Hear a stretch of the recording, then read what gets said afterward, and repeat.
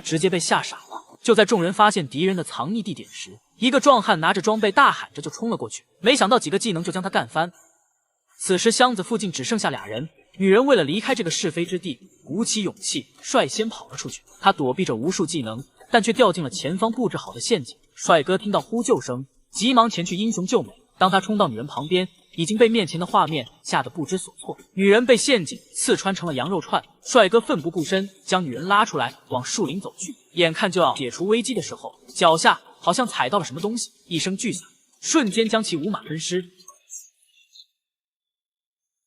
另一队人马已经来到一处护栏，他们开始翻越铁丝网。突然，一支弓箭射来，不幸的是，帽子哥中了技能。他为了掩护其他人逃脱，自己却愤怒地转身冲了回去，可连人影都没看到，就被乱箭放倒。